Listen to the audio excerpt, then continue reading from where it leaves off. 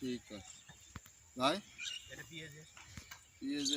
PS তো নেই যে ভাই, আর প্লের ভিতরে ফালবেন, একটু হামদি ফালবেন, তাহলে আর হচ্ছে গিয়ে বাইরে পড়বে না, তাহলে লাইনটাও বোঝা যাবে না।